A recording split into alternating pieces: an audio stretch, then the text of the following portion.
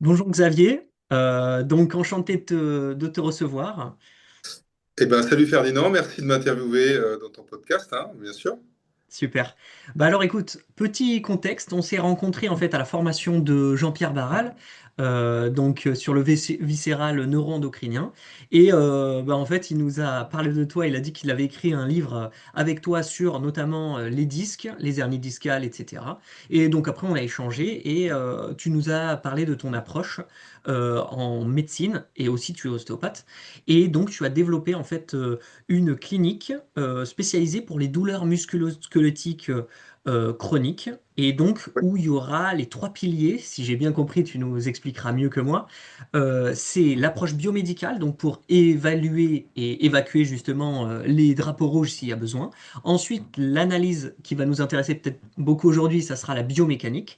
Donc là, tu vas analyser les mouvements, la posture, la foulée, la démarche donc des patients. Et ensuite, à la fin, bien sûr, le biopsychosocial qui va soutenir tout le reste. Et donc, c'est quelque part une approche intégrative de la santé où il y a psychologue, nutrition, biomécanicien, etc. Et ce qui est intéressant, c'est que tu utilises des outils, on les abordera plus tard, donc avec la précision et la scientificité d'un laboratoire de recherche, parce que tu es passé par un temps en tant que chercheur, en fait.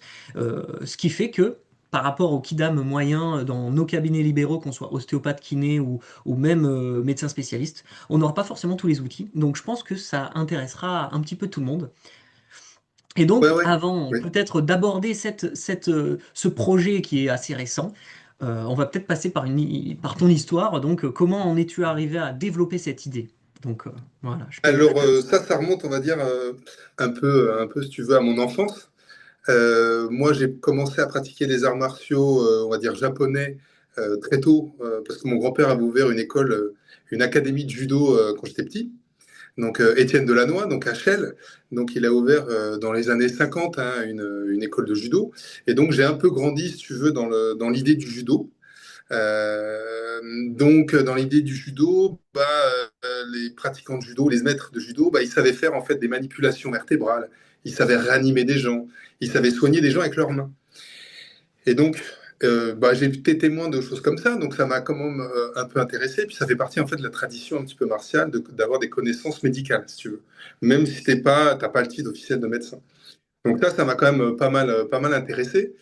Et puis après, quand j'ai commencé à aller au Japon régulièrement, grâce à Kassem Zougari, qui est un maître d'arts martiaux japonais, donc j'ai pu faire partie de son école. Donc il m'a intégré, j'ai pu aller au Japon, à Tokyo, dans le dojo d'Ishizuka Sensei.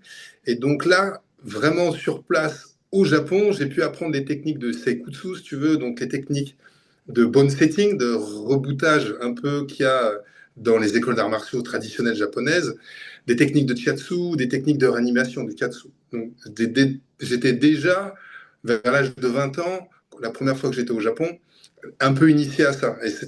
Mais là, on fait ça sur les tatamis, on fait ça entre pratiquants, quelqu'un mal quelque part, ou c'est luxer le coude. Tu apprends à remettre les choses en place. Ça fait partie, en fait, de l'apprentissage martial que tu as. Il n'y a pas que des techniques guerrières, quoi, si tu veux, il y a des techniques de soins. Donc ça, c'était petit début d'initiation, on va dire. Et puis, après, donc j'avais déjà commencé médecine, donc médecine m'intéressait, surtout l'appareil locomoteur. Donc, j'ai fait mes stages d'externe, d'interne.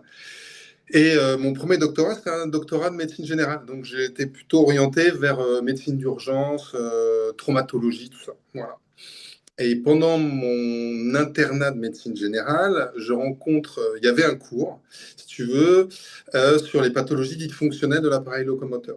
Bon, ça m'intéressait, je me dis c'est pas mal, ça a l'air bien. Il ne disait pas ostéopathie, hein, il disait pathologie fonctionnelle. Ok, bon, j'y vais, ça m'intéresse. J'y vais, et là, donc le médecin en charge du cours, Jean-Jacques Lobel, donc Jean-Jacques il explique un peu en fait ce que c'est l'ostéopathie, les techniques fonctionnelles, d'un point de vue médical, voilà, qu'est-ce qu'on a retenu, l'aspect scientifique. Et il fait un truc qu'on fait habituellement pas en médecine quand on fait un cours. Il pose une question, est-ce que quelqu'un a une douleur chronique? Donc il y a une étudiante avec moi que je connais, hein, qui lève la main et qui dit, mais moi j'ai une douleur en fait, ça fait 1 an que j'ai mal dans la cuisse J'ai vu des neurologues, des rhumatologues, des orthopédistes. Personne n'a réussi à faire le diagnostic. Tu vois un peu le tableau. J'ai une douleur depuis un an. J'ai fait plein d'examens complémentaires. J'ai absolument rien. Voilà, j'ai mal tout le temps en permanence. J'ai pas de diagnostic. Il dit, bah, lève-toi. Et là, en fait, il l'examine.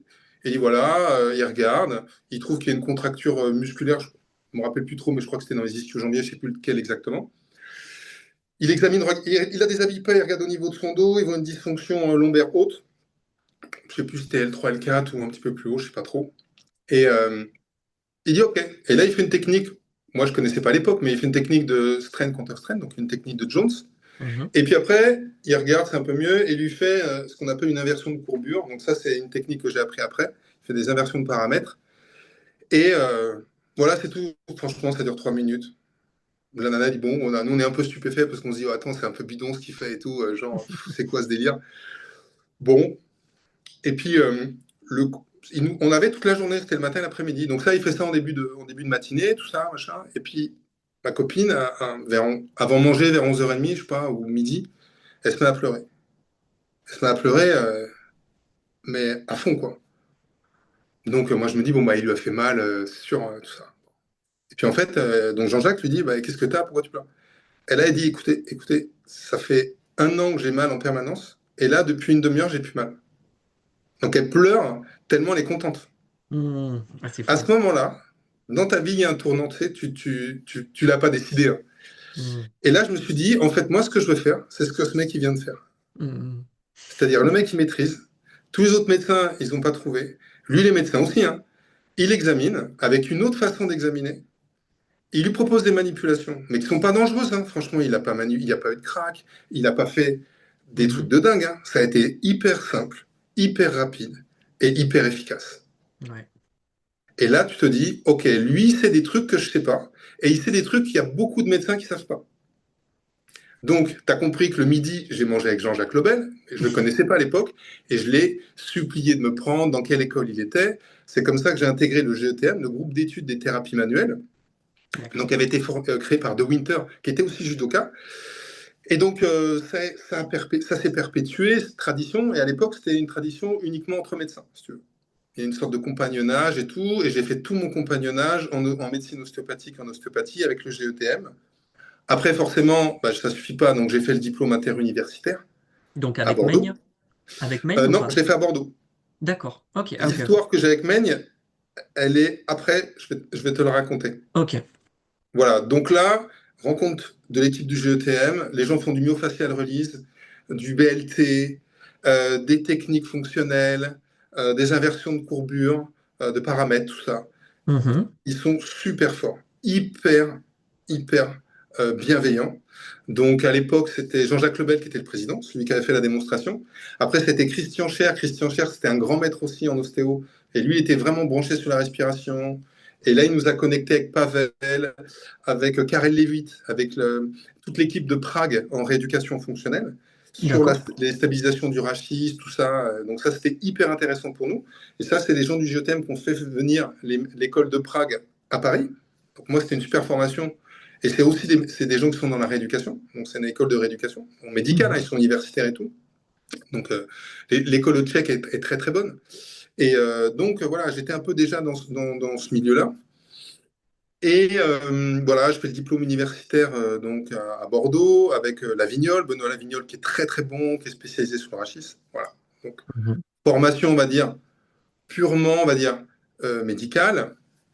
Après, à Toulouse, je m'installe et je m'associe avec la famille Pratt, qui sont médecins rééducateurs et ostéopathes. Mais ostéopathes de génération en génération, si tu veux.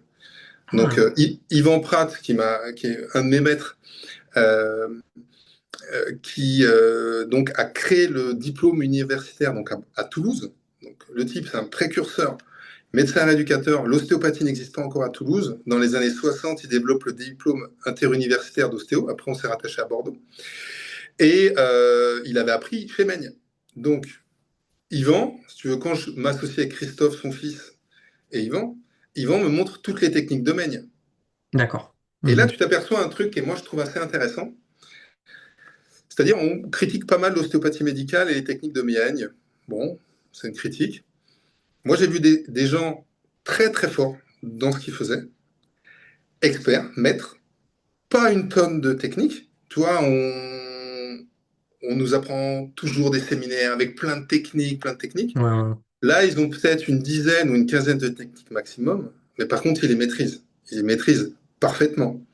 Donc, tu prends Yvan, par exemple, Pratt, il faisait une quinzaine de techniques, mais elles étaient tellement bien faites qu'il n'avait pas besoin d'autre chose, si tu veux. Mhm. Il avait un arsenal thérapeutique peut-être moins développé que certains Large. ostéos, Mhm. large, mais par contre, la maîtrise qu'il avait de ces techniques-là, elle faisait aucun doute, hein.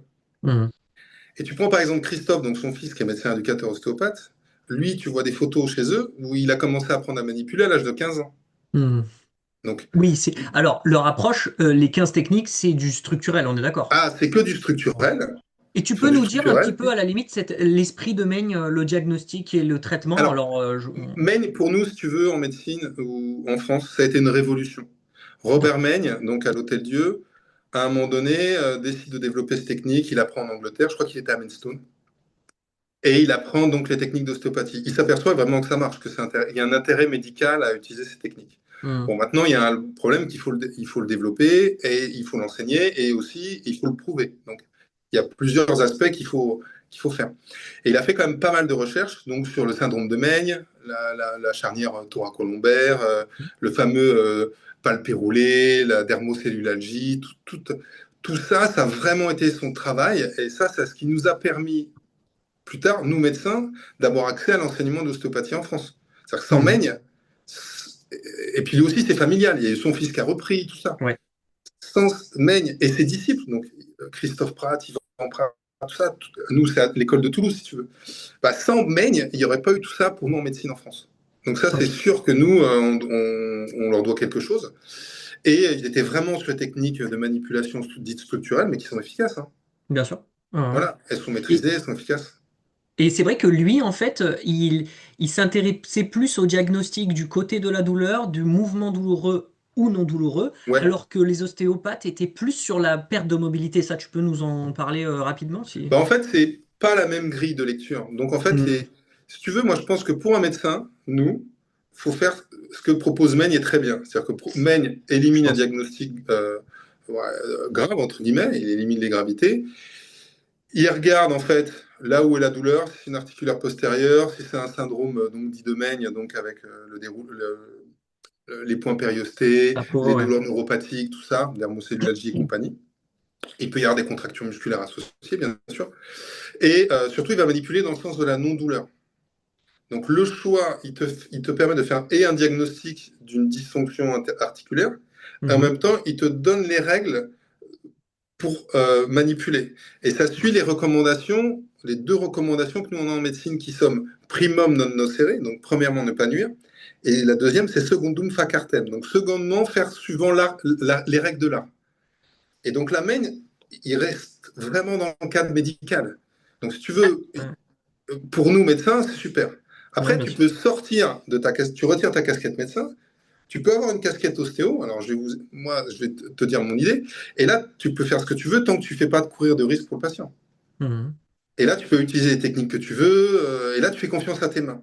Donc, il y en a une où tu fais un raisonnement clinique Mhm. médical et tu choisis en fonction de ça comment tu manipules les gens. Et il y en a un autre, tu fais tes tests d'écoute, tu fais attention à ce que te disent tes mains. Et en fonction de ce que disent tes mains, tu vas manipuler.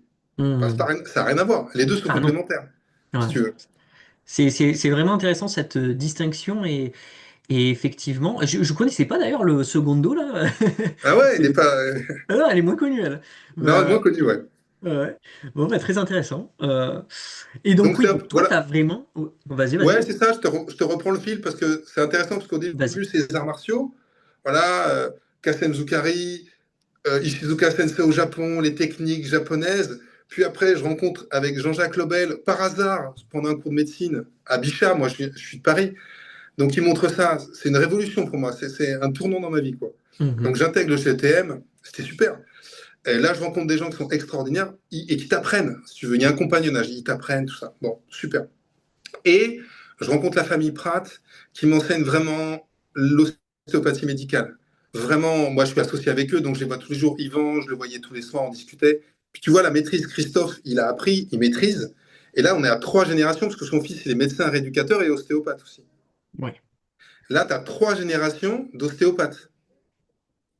En ostéopathie non médicale, t'as pas souvent ça quand même, tu vois. Oui, oui, non. Il n'y a pas cette antériorité qui est assez sympa. Tu as peut-être ça aux États-Unis ou en Angleterre, mais en tout cas en France, c'est assez rare de trouver 3 générations de médecins rééducateurs ostéopathes, tu vois. Euh, Donc, bon, en tout cas, nous, à Toulouse, on a la chance de les avoir. Christophe est toujours enseignant à l'université, voilà, tout ça, voilà. Donc ça, si tu veux, ça a été des tournants dans ma vie, et il y en a un qui a été majeur, et que j'en parle pas souvent. Donc là, je te fais une petite confidence. avec plaisir. Je crois que donc, je dois beaucoup ici, évidemment, à Jean-Pierre Barral, mais lui, il est arrivé il y a quelques années, il y a une dizaine d'années dans ma vie, Jean-Pierre. Donc j'ai beaucoup appris avec Jean-Pierre, bien sûr, je t'en parlerai après. Et celui qui m'a énormément influencé et énormément donné, et c'est quelqu'un que j'ai connu que pendant une semaine. Donc c'est quand même assez incroyable. Euh, donc là, c'est un ostéopathe qui est assez connu, qui s'appelle Maurice Bensoussan. Maurice Bensoussan a été président de la Société française d'ostéopathie. Je ne sais pas si tu le connais, Maurice. Non. Donc Maurice, moi après, je l'ai recroisé à des congrès. Il ne se rappelait plus du tout de moi. Donc c'était assez rigolo. Et en fait, il y a eu un accord à un moment donné entre le GETM et la Société française d'ostéo.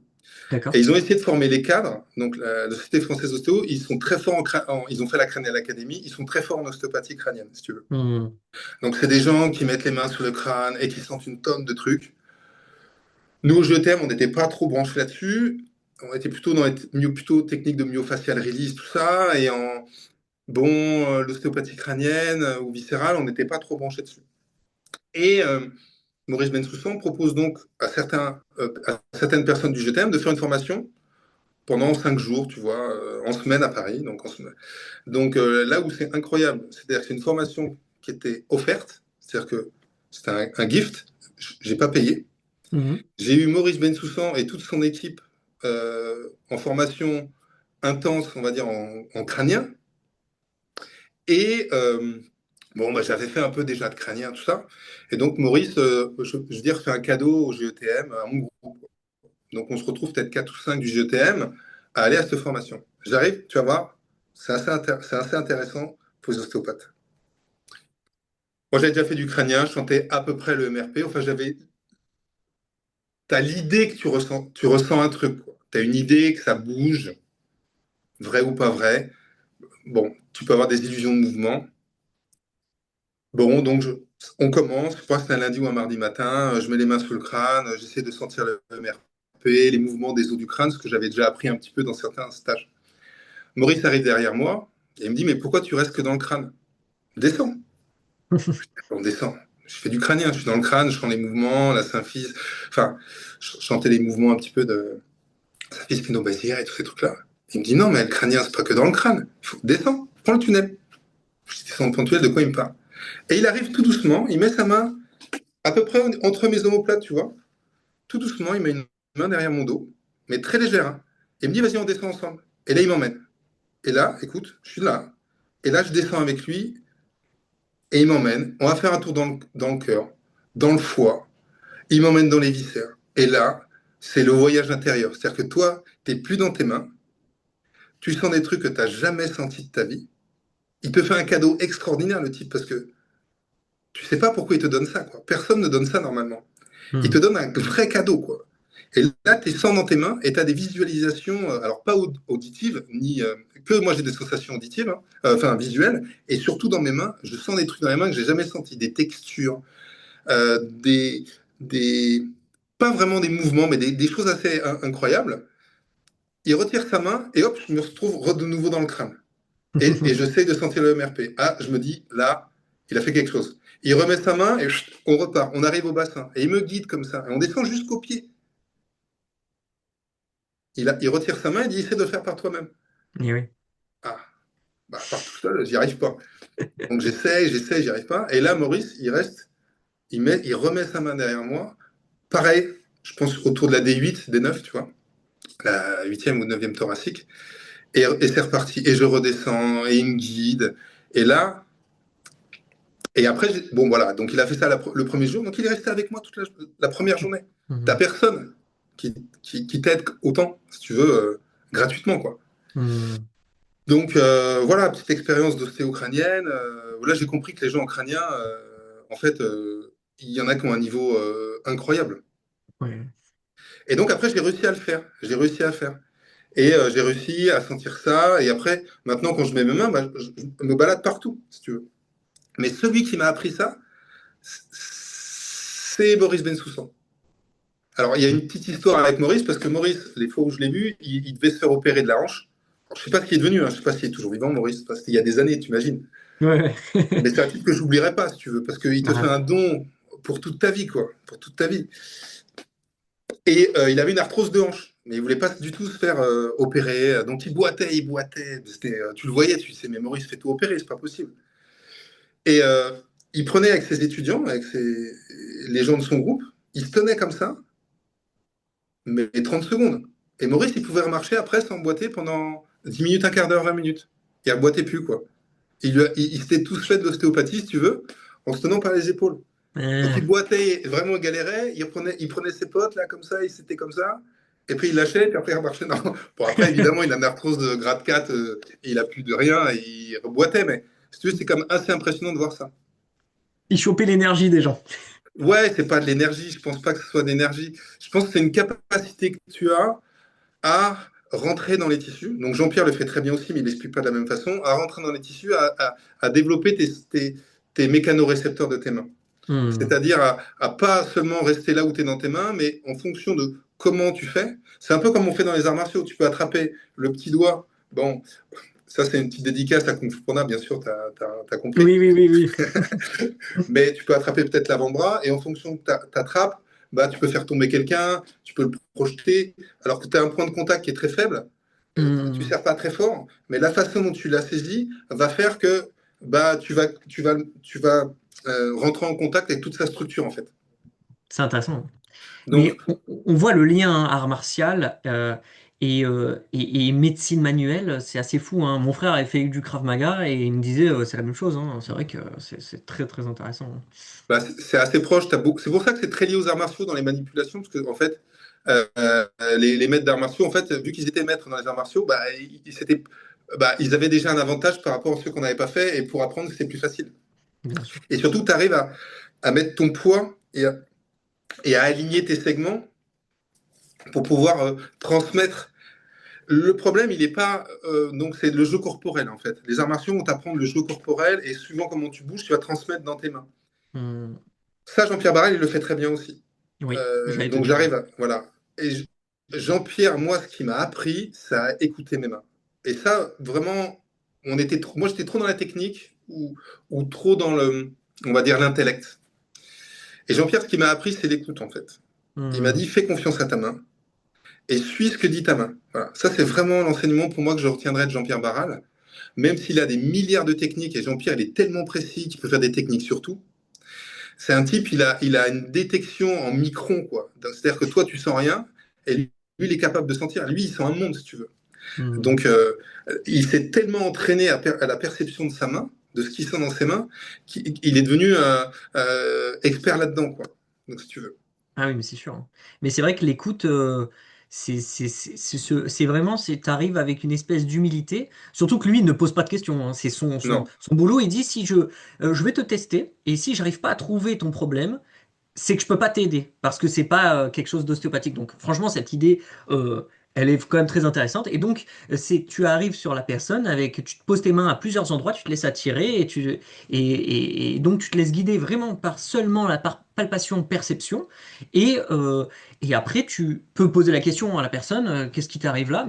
Mais donc, c'est vrai que cette confiance en sa main, c'est assez incroyable et je pense qu'on est trop en ostéopathie à des fois se dire ah on doute un peu de la main alors que des fois la main t'envoie de l'autre côté de la douleur donc du mauvais Hmm. côté mais des fois en fait tu vas soigner la douleur en passant du mauvais côté parce que il y a peut-être bah ça on verra peut-être avec tes tests biomécaniques la douleur là, c'est pas Ouais, forcément le lien hein. Mais bon. ah bah ça, c'est sûr que l'approche ostéopathique ou la médecine physique m'a orienté vers une approche plus globale, si tu veux. Ce qui est bien en ostéopathique, c'est qu'on a différents modèles.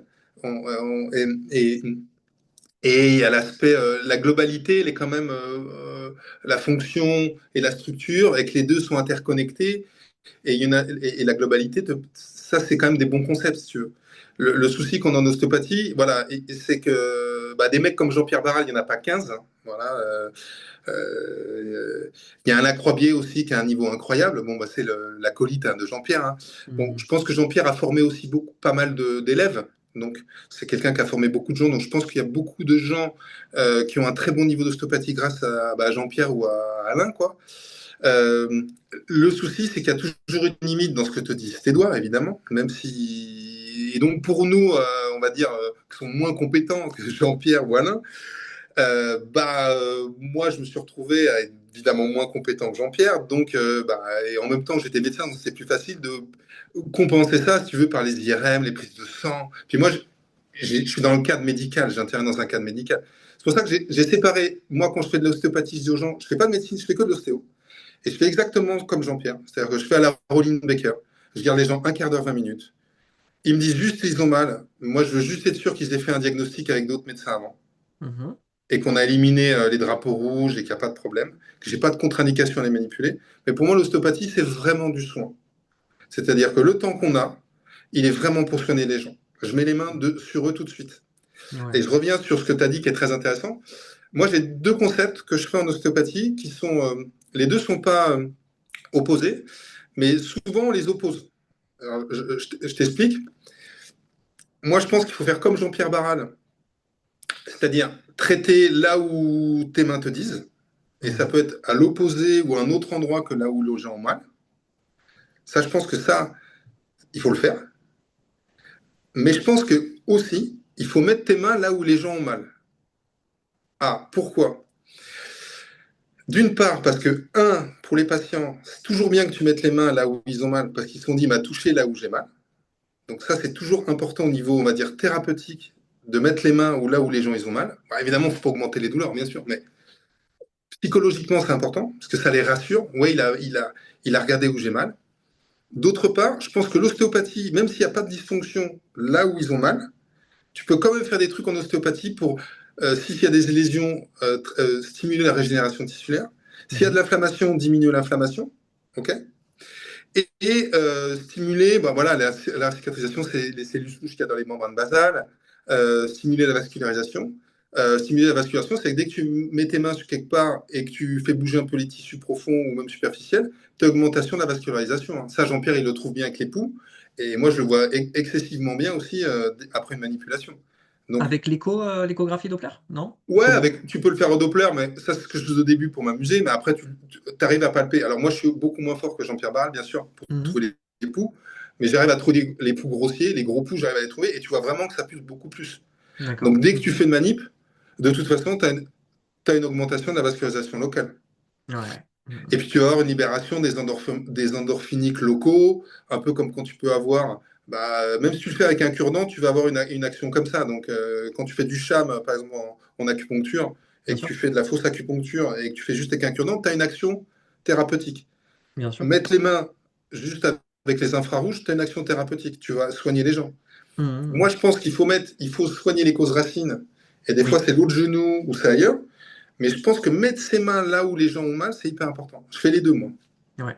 Et puis il y a dans ce que tu disais, ça c'est les effets physiologiques et neurophysiologiques locales, mais il y a Oui, aussi tout le non spécifique où en fait en touchant cette zone, ça connecte avec les fibres de la douleur, les fibres nociceptives, donc notamment celle du toucher léger et lent, voire profond même, et donc ça va remonter au cerveau et le cerveau va redescendre et donc par un effet top-down mmh, va faire diminuer la douleur effectivement par en touchant la douleur. Donc là, en fait, toucher la zone, effectivement, ça connecte le cerveau cognitif de la personne qui se dit, ah, il me soigne mon problème, mais exactement. en même temps, tu remontes les informations du toucher par le cerveau et ensuite, c'est analyser tout ça avec le cognitif et ça redescend en cascade qu'on ne maîtrise pas réellement. Mais donc, évidemment qu'il faut utiliser ça. Moi, je le pense aussi, hein, tu as raison. Voilà. Après, tu sais jamais ce que tu fais réellement en ostéopathie.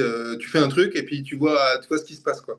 Voilà, Ce qu'il faut, pragmatique. c'est rester dans pas faire mal aux gens, éviter les manipulations brutales. C'est-à-dire que moi, tout ce qui est trust et tout, j'essaie vraiment au maximum d'éviter ça, quoi. C'est-à-dire que je fais Mhm. que des manips douces. C'est-à-dire, je fais pas d'HVLA, quoi. D'accord. Après, je Ouais. suis pas contre. moi, évidemment, étant médecin, je suis en première ligne s'il y a un problème.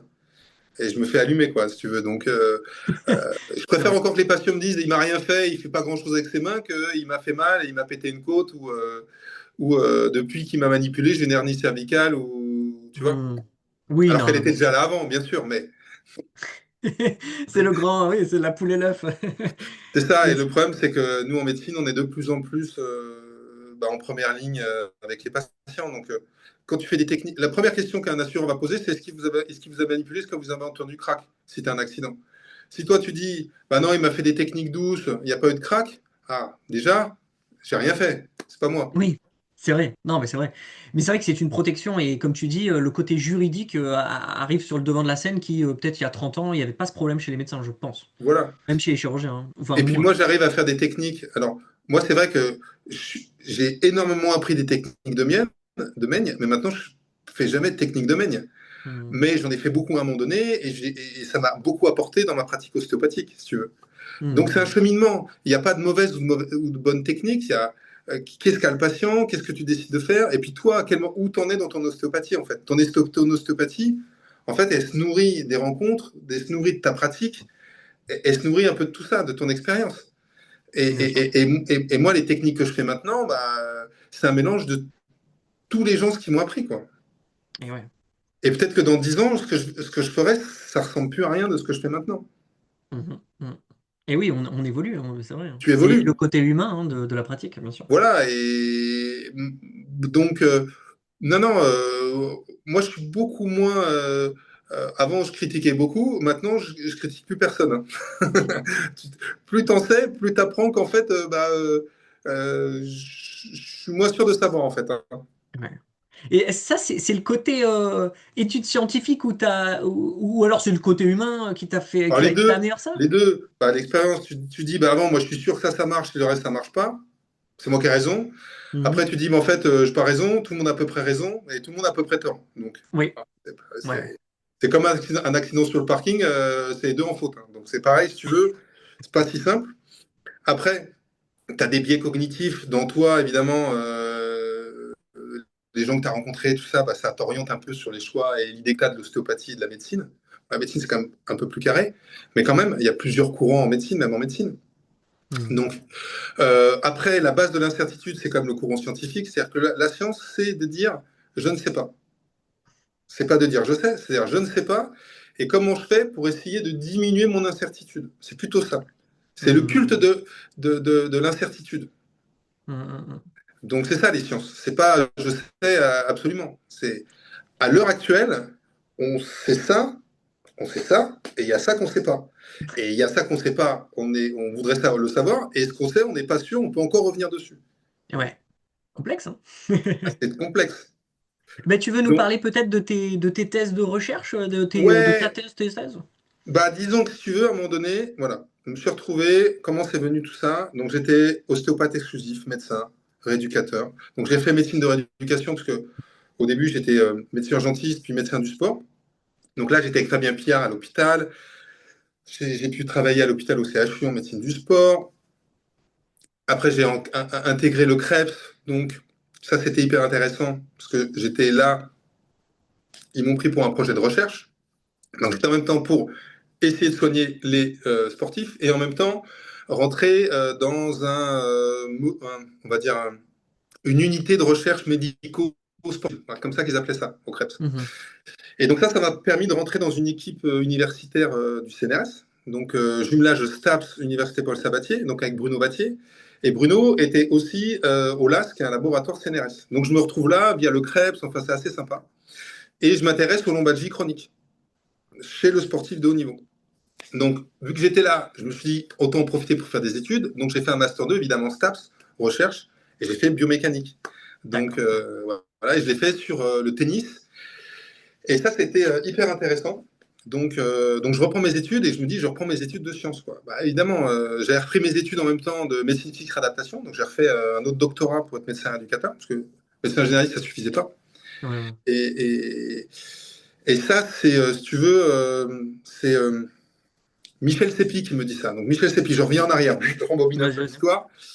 Michel Sépi, je le rencontre quand je fais ma première thèse de médecine. Donc, j'invente une technique pour réduire les luxations d'épaule. Donc, Ok. je monte ça à un congrès donc avec Maurice Raphaël. Maurice Raphaël donc, est mon co-directeur de thèse avec Marie-Laure. Donc, Maurice Raphaël, c'était mon chef de service quand j'étais étudiant aux urgences à Montfermeil. Et je fais ma thèse sur les luxations de l'épaule et j'invente une technique de réduction des luxations. Évidemment, je connaissais quelques trucs quand même en ostéopathie, je connaissais quelques trucs d'arts martiaux. Et je me suis dit, bon, bah voilà, pour réduire une luxation, je tirais comme un dingue sur le bras, autant se mettre dans une position qui se réduise automatiquement. Utiliser la force de l'adversaire, en fait. C'est ce qu'on apprend dans les arts martiaux japonais. Mhm. C'est pas. On a ça en aïkido, on a ça en judo. Je me dis, bah, au lieu de tirer, utilisons plutôt la force de l'autre. Vu qu'il y a une contracture musculaire, comment positionner le bras pour qu'il se réduise automatiquement? Et on arrive à ça. J'arrive à trouver comment il faut se mettre pour que réduire une luxation d'épaule en 4 secondes à peu près, sans que le patient ait mal. C'est pas mal. Pas mal. Donc on l'a appelé technique de l'arc et je me suis retrouvé à faire ma thèse là-dessus. Donc je fais ma Ouais. thèse là-dessus, on documente et tout. Super, j'ai un prix de thèse pour cette thèse, donc c'est génial. Premier travaux de recherche, t'as un prix de thèse, génial. Et donc pendant le congrès, donc qui se passe à Porte-Maillot, congrès européen de médecine d'urgence, je tombe sur Michel Sépi, qui est professeur d'université à Poitiers.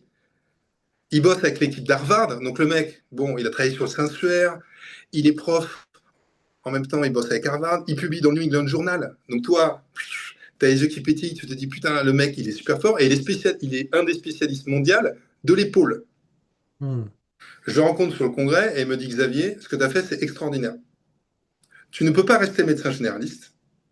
Il faut que tu sois spécialiste et viens faire ton doctorat chez moi à Poitiers au CNRS. Ok. Je dis comment ça se passe et tout. Il me dit tu viens une semaine par mois pendant les 3 ans de thèse, pendant une semaine, tu bloques, tu travailles pas, on te bloque le labo, tu viens, tu dors chez moi à la maison, on s'occupe de ta thèse, on publie dans le New England, je te présente tes mecs d'Harvard, on va développer vraiment ça. Bah, j'organise ça avec ma femme parce qu'évidemment, tu lui dis, je pars une semaine par mois à Poitiers, je vais chez Michel Sépi. Bon, ça se négocie quand même avec ta femme, tu vois. Elle accepte. Bon, voilà, super. Hélène me dit, OK, vas-y, c'est ton truc, c'est génial. Et là, Michel Sépi décède. Voilà. Donc ça, donc, bah, je suis effondré pour lui, pour sa famille. Voilà. Et puis, bah, toi, ma thèse, bah, c'était lui mon contact. Et puis, c'était un type extraordinaire. Donc, si tu veux, qui te donne confiance. Mais il m'avait donné la feuille de route. Donc, Michel Sépi, super type. Et lui me dit, en fait, Xavier, il m'avait dit en 2 secondes, il m'avait dit, tu reprends tes études, tu refais un doctorat spécialité, rhumato, médecine physique, tu fais chirurgie orthopédiste, mais tu ne peux pas rester comme ça, tu ne seras pas pris au sérieux. Mhm. Tu reprends tes études de sciences et là, tu y vas, quoi. Voilà. Donc, j'ai fait ce que Michel Sefi m'a dit. J'ai refait un autre doctorat en médecine physique réadaptation. C'était super. Donc là, j'ai fait avec Philippe Marc et Xavier de Boissezon à Toulouse. Ils m'ont accepté, j'ai fait tout ça. C'était génial. Et donc, je me retrouve à être pris avec Bruno Vattier, Pierre Giorgio Zanon en co-direction de thèse. Voilà, donc je me retrouve dans l'équipe du CNRS OAS. Et avant, je me retrouve pour mon Master 2, et là, je travaille sur les lombalgies chez les gens qui font du tennis. D'accord. Donc, très intéressant.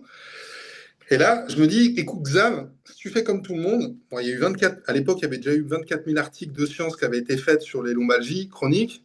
Ouais. Et il n'y Déjà, avait ouais. rien des foufous, quoi, hein. Donc, c'était pour dire il faut faire des sous-groupes. Et en fonction des sous-groupes, il y a des trucs qui vont peut-être marcher, d'autres moins, et tout ça. Et puis, ça marche pas très bien. Ou il y a un épuisement thérapeutique assez rapide. Les gens rechutent à 6 mois ou 1 an. Mhm. Bon, je me suis dit, c'est pas terrible. Bon, à l'époque, Peter O'Sullivan n'avait pas publié sur le CFT, c'est-à-dire le Cognitive Oui. Functional Training, enfin thérapie, pardon. Et donc, bah, ça ne se connaissait pas ça à l'époque. Donc là, je me dis, si je fais comme ça, je vais juste trouver des différences, mais je vais pas pouvoir expliquer pourquoi ils ont mal. Et j'ai fait l'inverse en fait. J'ai pris un groupe donc de gens qui étaient tous classés à l'ATP, donc des sportifs de haut niveau, tous dans le tennis. J'ai fait ça avec la Fédé de tennis. Et je me suis dit, j'ai pensé à l'inverse. Je me suis dit, pourquoi les mecs qui font beaucoup de tennis avec beaucoup de mouvements, flexion, extension, beaucoup de mouvements de rotation, et ils s'entraînent comme des ânes tous les jours, ils sont dans le rouge. Pourquoi certains n'ont pas mal au dos? au lieu de me poser la question de pourquoi ils ont mal au dos, j'ai fait l'inverse. Je me suis dit, pourquoi certains n'ont pas mal au dos, comment ils sont protégés d'avoir mal au dos. Donc c'est T'es allé une autre chercher la façon de le faire. santé. T'es allé chercher la Ouais. santé. Bah, je me suis C'est dit, beau ça. eux, ils ont des facteurs de protection. Au lieu de trouver des facteurs de risque ou alors des liens biomécaniques ou des causes qui n'étaient pas forcément les causes racines, mais qui pouvaient être des adaptations liées à la douleur ou aux Bien sûr. peurs ou aux Oui, croyances, tout ce que tu veux. tout Donc à ils vont fait. modifier leur mouvement à cause de ça, mais c'est pas la cause, c'est une conséquence aussi, Bien sûr. comme la douleur. Je me Mhm. suis dit, non, moi j'ai essayé de chercher pourquoi dans cette population-là qui était à risque maximum, pourquoi certains n'avaient pas mal au dos. Donc je recrute ces sportifs-là, donc ils jouent au tennis, tout ça, on fait des tests, et là, donc je fais de la biomécanique, alors je fais ça avec des accéléromètres, hein. Je fais un test de friction antérieure du tronc, voilà, à différentes vitesses, et avec la condition de fatigue. Donc je fais une manova, donc je fais différentes conditions, tout ça, là, machin. Donc, et à la fin, je sors une équation mathématique qui permet de montrer qu'en fait, quelles que soient les conditions de vitesse ou quelles que soient les conditions de fatigue, les coordinations qu'ils ont en intersystème entre les hanches et les lombaires sont stables. C'est-à-dire qu'ils ont un système stable mécaniquement. C'est-à-dire Oui. qu'on arrive à expliquer, quelles que soient les conditions, que ça soit stable. Évidemment, quelqu'un qui a mal au dos, il ne le fait pas. Donc tu peux, avec ce paramètre, dire, lui, il aura le risque, il est plus faible. Et puis d'autres, bah, c'est ça qu'il faut s'entraîner, quoi. Donc Mhm. maintenant c'est bien connu, ça s'appelle la neuromusculation. C'est du neuromusculaire en fait. Donc ta rééducation, elle est neuromusculaire. Elle n'est pas juste en force. Ok. D'accord. Mhm. Je t'expliquerai la différence après. Donc j'ai commencé à bosser ça. Bon, tu t'en doutes, pour Master 2, j'étais un peu à la bourre. J'étais médecin en même temps, Oui. j'ai repris mes études. Je venais d'avoir petit Jean qui devait avoir 1 an. Donc je présente je soutiens mon rapport de mémoire en début septembre. J'étais à la bourre, je n'avais pas pu le faire en juin. Donc j'arrive début septembre à l'université, et d'habitude, bah, tu as un jury, il y a 3 4 personnes. Quoi. Et là, je me retrouve avec la salle remplie. Là, je me dis, je me suis trompé de pièce. Non, ils sont pas là pour moi, c'est une blague. Et en fait, ils me disent, ici, monsieur Delannoy, on est tous là pour vous. C'est mon directeur de thèse, donc, enfin directeur de mémoire, donc Pierre Moreto. Donc Pierre avait contacté les mecs du CNRS, tous les autres, et je me suis retrouvé avec les mecs du CNRS qui étaient là, au fond. Et mec, je passe sur le grill, parce que moi, je fais quand même un truc en biomécanique qui est pas innovant, mais ça sort un peu de l'ordinaire, si tu veux. Et ça, cette idée-là leur a plu, quoi. Leur a plu la façon dont j'ai essayé de faire une équation mathématique, la façon dont j'ai essayé de résoudre le problème. Je suis parti dans le cadre scientifique, j'ai bien fait une revue de la littérature, tout ça, j'ai fait le cadre théorique. Mais l'idée que je fasse pas comme tout le monde leur a plu et j'ai pu intégrer comme ça leur labo. Quoi. Donc c'était intéressant pour moi, parce qu'après j'étais avec des gens qui étaient bah, médaillés au CNRS, des gens qui étaient très très forts. Donc Mhm. pour moi c'était un super apprentissage des sciences d'être arrivé là. Donc voilà, j'étais au ministère des Sports, au CREPS. Et puis à un moment donné, je me suis dit, bon, le problème c'est les subventions, c'est trouver de l'argent, tout ça. Et je me suis dit, en fait, il faut créer ton labo. Donc nouveau step, comment je fais pour avoir un agrément recherche, comment je fais pour pouvoir faire de la recherche officiellement. Bon, moi, je ne suis pas assez fort scientifiquement. J'ai commencé par médecine, je ne me fais pas d'illusions. Je ne suis pas assez bon en maths, je ne suis pas assez bon en sciences. Et donc là, je rencontre Gallo Maldonado. Gallo était avec moi, on était ensemble pour la thèse. Lui, il avait 1 an d'avance. Et Gallo, on sympathise, il est d'origine équatorienne. Et très rapidement, on décide de monter une boîte ensemble. On dit, écoute, on va s'associer. Il faut absolument qu'on fasse un truc pour les patients. Il faut absolument qu'on fasse un truc pour la médecine de rééducation. Lui, il est passionné des systèmes embarqués, de biomécanique, d'intelligence artificielle. Et là, très rapidement, on se dit, OK, on va faire une équipe. Quoi. Donc, on a monté notre boîte, qui est une jeune entreprise innovante qui s'appelle Humet. Donc, on décide de monter Humet au moment de la Covid. C'était pas forcément une bonne idée, mais on ne savait pas que c'était la Covid. Donc, Oui, oui. tu as compris qu'avec la Covid, on a mis un peu en stand-by. Et on a commencé vraiment à bosser, à prendre nos locaux il y a 3 ans, c'est-à-dire en 2023. D'accord, ok. Donc, en 2023, notre projet de recherche est accepté par le ministère de la Recherche. Et on en fait un projet donc pour avoir les subventions, les crédits impôt recherche, les crédits impôt innovation, tout ça. On a une subvention de la BPI avec donc l'aide de l'État, super. Mhm. Et donc on fait un projet lombalgie chronique. Et là, on décide de prendre comme modèle le modèle biopsychosocial, donc d'Engel. Donc ça, c'est Harvard et compagnie. Et on s'est dit, bah, c'est quoi les limites? Le modèle est super intéressant. Tout le monde dit qu'il faut faire ça. Le problème, c'est qu'en pratique clinique, tu peux pas. Parce qu'il faut poser des questionnaires, il faut que tu aies du temps après pour rescorer les questionnaires, puis après, il faut encore faire des réunions pluridisciplinaires de tout le monde, et puis après, il faut prendre des décisions. Et en pratique classique, c'est impossible à utiliser. Donc Hmm. on se retrouve, on a listé un peu tous les facteurs limitant cette idée, ce concept, ce modèle, et nous on dit, mais on peut digitaliser, faire une transformation digitale de ça, et surtout on peut créer une IA qui prenne toutes les données et qui modélise mathématiquement ça, en fait. Donc l'IA, elle te permet de modéliser ça. Et tu peux pondérer chaque variable en fonction de chaque individu, donc individualiser chaque personne. Donc ça, c'est quand même génial. Donc on est parti là-dessus. Donc, on a fait des questionnaires qu'on a validés, nous, après, sur le stress, l'anxiété, tous les caractères psychosociaux. Bien sûr. Voilà, on a réintégré le modèle biomédical classique avec l'examen clinique, les tests, prise de sang, les IRM, tous les gold standards, si tu veux, pour éliminer les pathologies évolutives, tous ces trucs-là. Donc, pour rester Et... avec le cadre pathologie fonctionnelle, moi, je Mhm. n'aime pas le mot mécanique parce que souvent, c'est mixte avec Ouais. les douleurs sont mixtes, hein, et elles peuvent être pas que mécaniques, elles peuvent être inflammatoires aussi. Et puis il n'y a pas qu'un seul tissu, il y a plusieurs tissus qui sont douloureux. Hmm. Donc on préfère parler de pathologie fonctionnelle, c'est plus rare, c'est plus simple, si tu veux, sur le plan médical. Et on a intégré surtout la biomécanique. Donc c'est un peu l'ensemble de tout ça. Et en biomécanique, on a tiré de comment on voulait analyser le mouvement, mais on ne voulait pas que ça soit modifié par la douleur. Évidemment, Hmm. la douleur va faire que les gens vont moins vite, la douleur va faire que les gens seront moins bien coordonnés, la douleur va faire que les gens ont moins de force. Ça avait déjà été publié, ça n'avait aucun intérêt. C'était juste, ça peut nous servir de marqueur, si tu veux, à un instant T, et pour voir si les gens se sont améliorés plus tard, Oui. deuxième, troisième mois. Donc pour un des critères de suivi, des biomarqueurs de suivi, ça peut être intéressant, un peu comme la méthode McKenzie aussi, de dire j'ai des marqueurs, et après dans le suivi, ça s'est amélioré. Ok, Hmm. mais ce pas des marqueurs forcément qui t'aident à dire qu'est-ce que je dois faire maintenant. Hmm. Hmm. Donc nous, on s'est intéressé aux causes racines. Donc on a utilisé des algorithmes d'analyse de causes racines et on s'est dit pourquoi le cerveau, en fait, le système nerveux central prend des mauvaises décisions. Et on s'est aperçu que c'était des stratégies qui n'étaient pas bonnes. On a repris la littérature et on a vu qu'il y avait des stratégies bien adaptées et mal adaptées. Donc on appelle ça des stratégies mal adaptatives. Oui. Et ces stratégies mal adaptatives, ça c'était super intéressant parce que ça reprenait les concepts qu'on avait en ostéo. Exemple, j'ai mal à mon genou droit. Je me suis blessé. Normalement, je vais automatiquement décharger mon poids du corps, mettre au repos cette articulation. Ouais. Je vais m'adapter en temps réel pour remettre les contraintes mécaniques, le stress mécanique sur d'autres compartiments. J'utilise d'autres systèmes. J'arrive à compenser. Ça va durer entre 3 semaines et 3 mois le temps que les cicatrisent les Ça se tissus. répare. Ça se répare et c'est bon. Hmm. Mais tu peux avoir des stratégies mal adaptées si bah, l'autre genou il est pas terrible, et donc ton système nerveux central, bah non, l'autre genou, je le prends pas.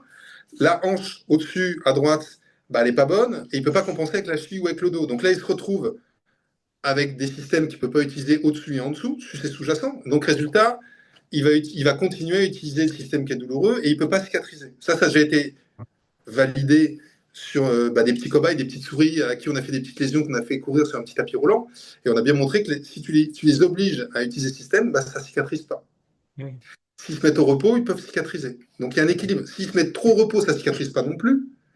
Et si tu les forces à faire des trucs, ça ne cicatrise pas. Donc il faut trouver le juste équilibre. Et puis après, on s'est aperçu qu'il y avait des préférences motrices. C'est-à-dire que sur certains mouvements, il y a des gens, ils préféraient utiliser le genou droit sur monter ou descendre un squat ou d'autres mouvements plus complexes. Et là, c'était une aberration parce qu'en fait, il continuait à utiliser le mouvement, l'articulation qui était douloureuse, ou le Oui. système qui était douloureux. Et ça, Hmm. c'était pas productif, c'était pas bon. Donc, nous, on s'est intéressé à ça et on a montré qu'on pouvait changer les préférences motrices. Donc, tu les as pas qu'en course à pied, tu les as dans plein de mouvements. Et des préférences motrices peuvent changer suivant le type de mouvement. Donc, il faut corriger le mouvement. C'est pour ça que corriger que la force, la force, tu vas la travailler sur un mouvement bien de musculation, mais c'est un mouvement très précis. Et il ne se Hmm. transfère pas forcément dans d'autres mouvements où tu vas être obligé d'utiliser les muscles. Bien sûr. Donc, il faut être capable d'analyser différents types de mouvements, voir dans quel mouvement tu as des anomalies, et à ce moment-là, corriger exactement ce mouvement-là. Donc ça demande une expertise en biomécanique beaucoup plus poussée. Mhm. Et nous, c'est ce qu'on a réussi. Donc on a vu euh, un peu moins de 2000 patients maintenant, et on a toutes ces datas-là qu'on a gardées, qu'on a su analyser, et donc on a réussi à avoir un taux de réussite qui est quand même assez intéressant pour les patients qui ont des douleurs chroniques. Alors, on est spécialisé maintenant sur cervicalgie chronique, lombalgie chronique et gonalgie chronique. On a Ok, vraiment beaucoup progressé là-dessus. super. Et ben, redis-nous tous les outils de mesure pour tous les mouvements de la personne. Qu'est-ce que ça va être? Ça va être caméra, ça va être des petites choses des petits capteurs que tu mets sur le corps. Ça, j'ai vu pour la Alors, course ça sur Instagram. dépend. Alors, on a notre protocole de base qui est assez simple, où on utilise une plateforme de force. Voilà. Alors, je ne peux pas donner tous les détails parce qu'on a un brevet, tout ça, un machin. Mais pour analyser les mouvements qui sont peu dynamiques, c'est-à-dire sur place, voilà, tout ça, on utilise une plateforme de force. On a des algorithmes qui permettent de dire, en fait, les muscles qui sont déficitaires dans le recrutement. Donc, on arrive à déterminer le déficit de recrutement et des stratégies mal adaptées sur ces mouvements-là. D'accord. Si les gens, après, ont des douleurs spécifiques, donc ça, c'est un test qu'on fait à tout le monde, quel que soit le type de douleur qu'ils ont. Après, on fait ce qu'on appelle mouvement evoked pain, c'est-à-dire qu'on va tester le mouvement qui est douloureux. Si les gens disent en sautant, en réception de saut, j'ai mal, on va tester la réception de saut. S'ils nous disent j'ai mal en marchant, on va analyser la marche. S'ils nous disent j'ai mal en courant, on va analyser la course à pied. Mhm. Donc il faut analyser le mouvement douloureux. Donc on a des analyses qui sont standardisées, qu'ils aient mal ou pas, on arrive, on fait ça déjà de toute façon. Et après, suivant le mouvement douloureux, bah, pour chaque patient, on va tester évidemment le mouvement douloureux. Avec ça, suivant le mouvement, on va utiliser des plateformes de force. On a des caméras optoélectroniques, donc OptiTrack, qu'on va utiliser. Là, c'est des petites boules et tu fais de la motion capture. Ouais. Et on Tu va mets partout sur le utiliser. corps et tu vois où est la Ah personne. ouais, tu peux modéliser en 3D, tout Ouais. ça. Tu peux avoir le barycentre, ben, le centre de gravité, tout ça. T'as toutes les forces, on fait de la dynamique inverse, tu as vraiment des trucs très, très, très, très complets en biomécanique. Et on a du markerless, avec des caméras simples, on arrive à modéliser la cinématique, c'est les mouvements, les angles. Et avec ça, on arrive à avoir les vitesses et les accélérations par segment. Et là, on n'a pas besoin de marqueur, c'est du markerless. Ça, c'est un peu moins précis, bien sûr, mais pour des analyses simplifiées, ça peut être suffisant. Ok. On n'utilise pas d'accéléromètre parce que c'est pas très fiable. Et et après, on utilise aussi des semelles embarquées qui modélisent les forces. L'appui Ouais, s'il les est forces antérieur, verticales. postérieur. Pas en pression, mais en force verticale. Ok. Et c'est pour savoir où tu appuies avec ton pied, c'est ça, non? Ouais, où tu appuies avec ton pied. Ouais. Alors, je t'ai dit une connerie parce elle est couplée avec un accéléromètre, celle-là. Et si tu veux, ça va enregistrer, mais on n'utilise pas d'accéléromètre à part. On utilise juste l'accéléromètre qui est couplé avec la semelle. Alors ça, D'accord. ce ne sont pas nos capteurs, hein, si tu veux. Nous, on est en train de développer nos capteurs à nous, Mhm. avec nos cartes mères, nos codes et tout le processing à l'intérieur. C'est des capteurs intelligents, si tu veux. Là, Mhm. pour l'instant, on est obligé d'avoir des capteurs externes qui sont issus des labos de recherche, hein, du matériel de recherche qu'on utilise. Et on est obligé d'avoir un ordinateur avec des filtres et on traite le données, le signal, machin, et tout ça. Mais à terme, on aura nos propres capteurs avec nos propres algorithmes déjà dans les capteurs. Super. Et en fait, toutes ces données que tu recrutes, même finalement, tu me racontais que tu faisais aussi l'échographie des tissus du membre inférieur. Voilà. Alors ça, c'est pour l'analyse de la course à pied, mais on va le rattacher à d'autres projets. Ça, si tu veux, l'échographie membre inférieur, elle est très intéressante parce que tu vois l'architecture. Tu vois l'architecture des tendons, tu vois l'architecture des bourses séreuses, c'est assez intéressant. Et tu vois l'architecture évidemment musculaire. Donc tu peux faire dans l'architecture musculaire, tu vois l'angle de pénation. Ça intéresse. Ça, j'avais eu des cours en STAPS là-dessus, donc c'est assez intéressant, c'est pour la performance. L'épaisseur des cloisons, tu peux voir en fait comment ils s'entraînent et s'il est en train de s'épaissir les cloisons. Tu peux voir les anciennes blessures qu'ils ont eues, donc c'est assez intéressant comment ils sont cicatrisés, tout ça, est-ce qu'il y a Les de la fibroses, ouais. fibrose. Et aussi, est-ce qu'ils ont fait plusieurs couches d'aponévrose, de fascia superficielle ou de fascia musculaire. Donc ça, c'est intéressant. Pour le tendon, c'est pareil. Tu vois l'épaississement de l'épitendon, tu vois toutes les zones périphériques des tendons, bah, la graisse de Kager, la graisse d'Offa, Tout ça, c'est intéressant pour mon inférieur. Et après, je fais des échographies dynamiques. Donc, ça, c'est pour voir comment le ménisque, sur un squat, c'est pour voir l'excursion méniscale. Parce que des fois, en fait, tu as des ménisques qui, en IRM, t'ont l'air bien, en Mhm. échographie statique, t'ont l'air bien, et en mouvement, tu vois ton ménisque, en fait, qui bouge. Donc, tu t'aperçois qu'il est instable. Donc, c'est un Et oui. ménisque qu'il faut réimplanter, quoi. Mhm. Il faut le stabiliser, quoi. Ok. Donc, tu as des échos dynamiques que tu fais en charge, en squat. Et puis après, tu as des échos où moi, je veux voir les conflits os-tendons. Donc, ça, bah, je le fais simplement, je dis au patient bah, de bouger sa jambe. Et puis, je regarde le tendon, comment ça se passe sur les conflits osseux, quoi. Mhm. Donc, syndrome de l'essuie-glace, ça c'est connu, mais tu en as plusieurs au niveau des membres inférieurs. Super. Et toutes ces données, finalement, est-ce que Ouais, tu... elles sont pas séparées. Ouais, ces données-là, moi, on les rentre, on les informatise, et après on les met avec l'analyse de la course à pied, par exemple, des gens, ou de la marche, et on fait des corrélations entre chaque truc. Donc on arrive à voir qu'est-ce qui est un surmenage. Donc ça, on sait qu'il ne faut pas y toucher. Et qu'est-ce qui est une cause racine et qui est une compensation. Et ça nous aide pour la rééducation, si tu veux. Hmm. Donc ça, c'est hyper intéressant parce qu'en croisant les données, on arrive à avoir la structure et la fonction. On revient à l'ostéopathie. Et oui. Et là, nous, ça nous aide pour les cas. On regarde aussi l'usure des chaussures. Et en fonction de l'usure des chaussures, comment ils courent, toutes ces choses-là, on arrive à la fin, en prenant toutes ces données-là, en les intégrant évidemment en machine learning, on arrive à dire exactement qu'est-ce qu'il faut faire. Mhm. Donc ça, si tu veux, c'est un avantage que les autres labos ne font pas, quoi. La Ouais. plupart des gens sont cloisonnés, ils sont en silo. C'est le gros problème qu'on a en science. Les gens sont pas transversaux. Il n'y a pas de transversalité. La transversalité, c'est ça la solution, si tu veux. C'est-à-dire que tu faut prendre l'écho, l'examen clinique médical, donc il faut prendre des données médicales, les intégrer dans le contexte, parce que nous, évidemment, les sportifs, ils font aussi des questionnaires. S'ils sont stressés, anxieux, dépressifs, tout ça, bah, ça va jouer sur leur locomotion, bien évidemment. Donc ça, il faut que tu puisses le scorer. Attends, je te regarde, je me suis mis en économisateur de batterie, mais c'est bon. C'est bon? Oui, oui, je te vois, hein. Ouais, Moi, super. ça n'a pas changé, Ouais, hein. j'ai appuyé sur le bouton, c'est tout. Et Ouais. voilà, donc, si tu veux, il faut intégrer toutes ces données-là et après, tu peux prendre les bonnes décisions. Mais sinon, Mhm. tu n'auras qu'une toute petite partie du problème. Et en fait, un problème complexe, c'est quoi? Un problème complexe, c'est une association de problèmes simples. OK? Pour résoudre un problème complexe, il faut. Les gens, ils s'épuisent parce qu'ils tournent autour. Ils essaient de regarder, ils essaient de comprendre le problème pendant des heures. Et puis, ils essaient d'attaquer le problème complexe d'un côté. Et puis, le problème complexe, il change de forme. Il est polymorphe. Il va tout le temps changer de forme. Donc, ça, tu n'as pas l'habitude. Tu vas traiter un truc, il y a un autre truc la fois d'après qui va apparaître. Donc, il est changeant. Donc, c'est non linéaire. Donc, tu vas te casser les dents. Il faut Mhm. que tu arrives à le modéliser dans toutes ses dimensions.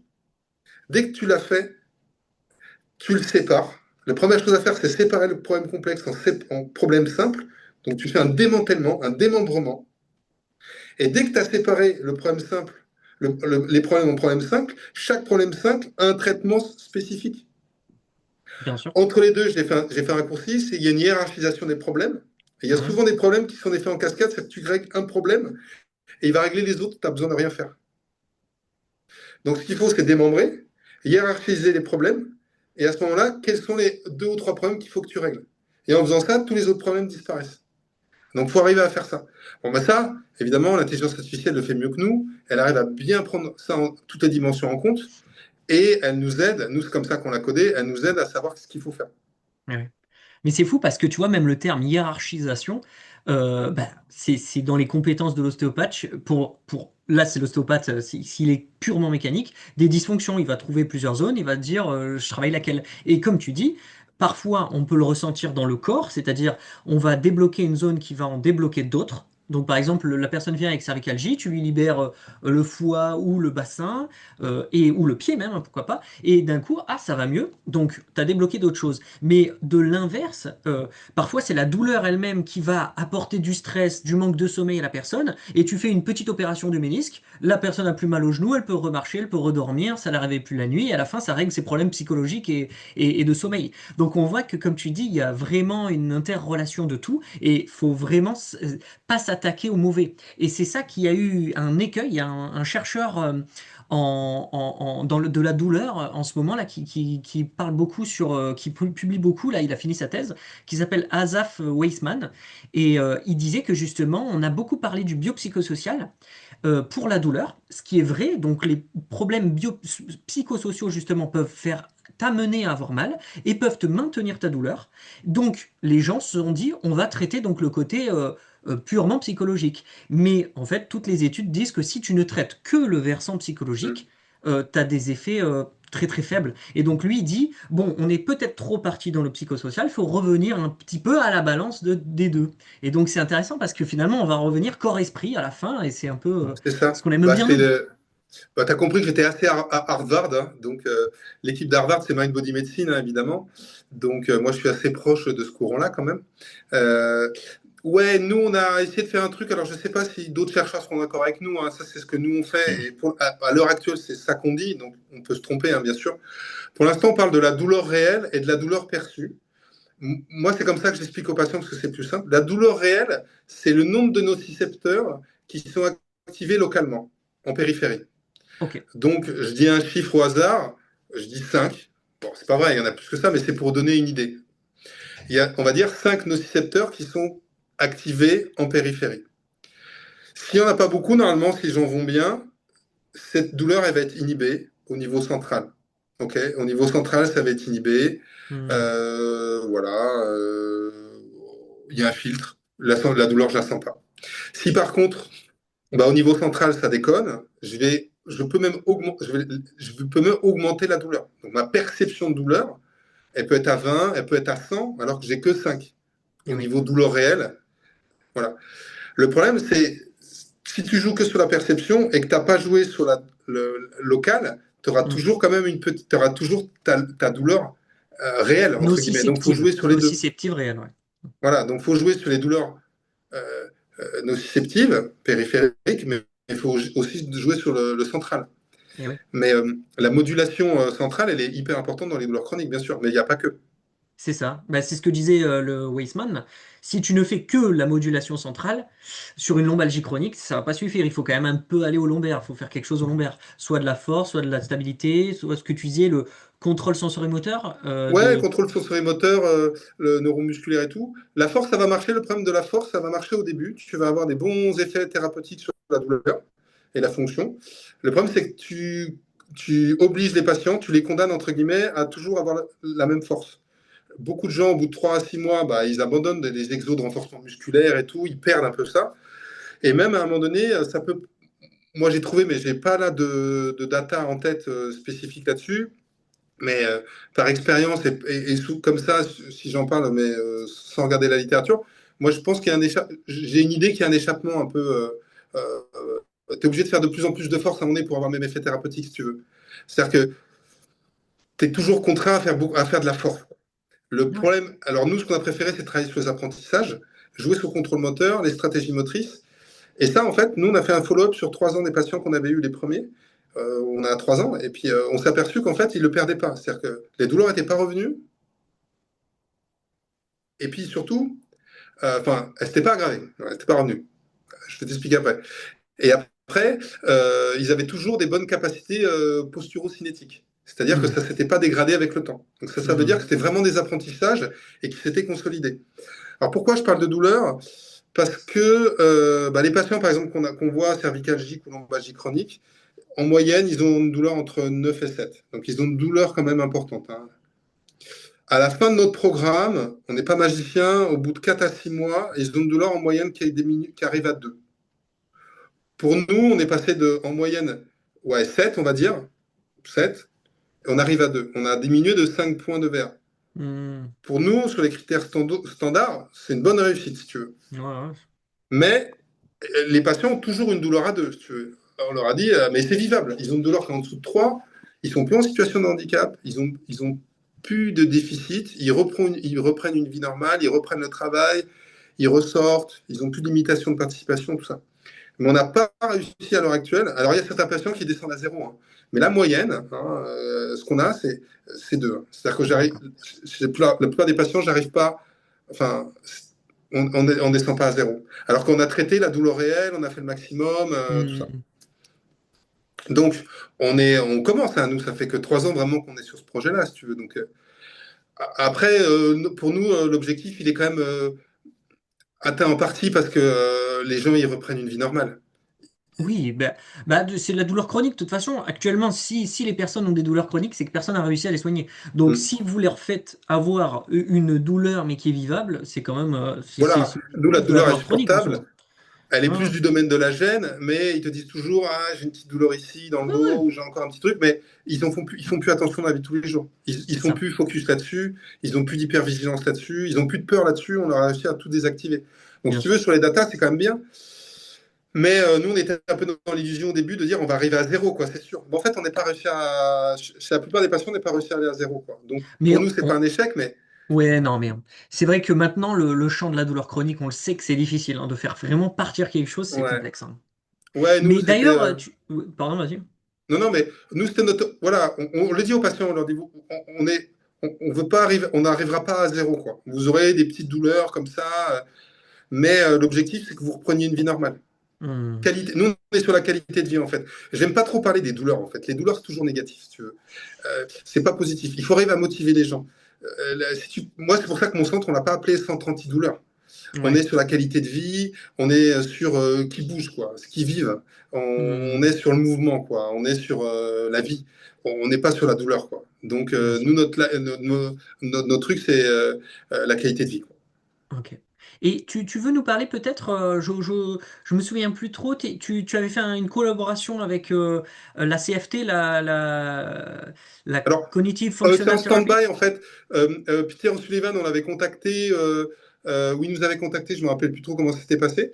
Nous, on utilise le CFT déjà depuis 3 ans dans nos locaux, hein, donc on s'est formé, on a lu tous ces papiers, évidemment, on a mis ça en place très tôt dans notre centre.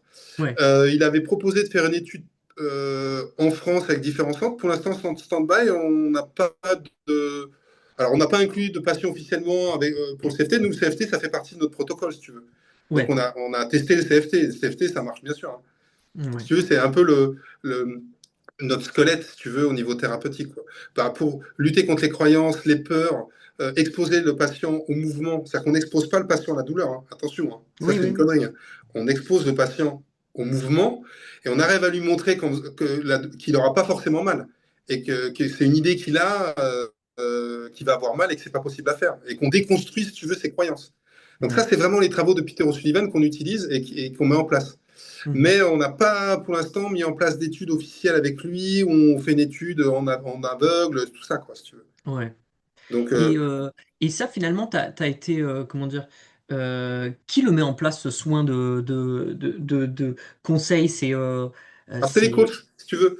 coach. C'est Ouais, pas kiné, coach? nous, au début, on s'est dit, bah, on est un peu dans la mouise parce que là, nous, avec nos protocoles et tout, il faut garder les patients quand même assez longtemps.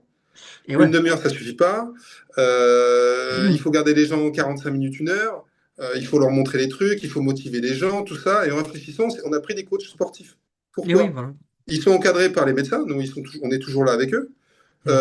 Et par contre, ils ont du temps, ils sont compétents pour montrer les exercices, ils sont coachs. Bien Bon, ils sûr. sont formés en interne et surtout, ils ont été formés à la motivation. Entretien Ils ont été motivation. formés à faire les mouvements lentement, à expliquer, à être bienveillants. Ça fait partie de leur formation de coach. Et on s'est aperçu qu'ils étaient vachement compétents pour faire ce job. Et oui. Donc voilà, donc on a 3 coachs là qui nous aident et qui nous font tout le coaching. D'accord. Donc on appelle plus ça rééducation, on appelle ça coaching maintenant. Parce qu'en fait, on leur fait faire travailler la respiration, on leur fait la gestion du stress, on leur fait, on fait des exercices, on travaille sur les peurs, sur l'anxiété, tout ça, on le fait avec un psychologue, on fait des TCC. Mais Oui, oui, il y a quand même psychologue, ouais. beaucoup de choses que le coach peut faire, ouais. Et mais c'est assez incroyable parce que normalement, si tu vas, il me semble, faire de la CFT ou de la physiothérapie, de la kiné, c'est une Mm. fois par semaine. Là, vous, c'est quand même plus éloigné, j'ai l'impression. Ouais, on le fait toutes les 3 semaines parce on peut pas prendre tout le monde, hein, on a Ouais. du monde, alors voilà. Et puis nous, on est plutôt pour que les gens soient proactifs. Donc on a fait des podcasts, on a des vidéos, on a des PDF, on leur fait un projet thérapeutique, on leur donne des exercices à faire à la maison. Et nous, Ok. après, on supervise, on les voit, on leur montre, On est dans un apprentissage, tout ça, mais on les voit que toutes les 3 semaines.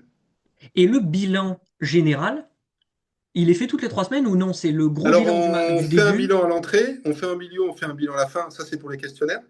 Et le bilan biomécanique, on le fait toutes les 3 semaines. Ouais. Et on Ah voilà, adapte bah le. voilà.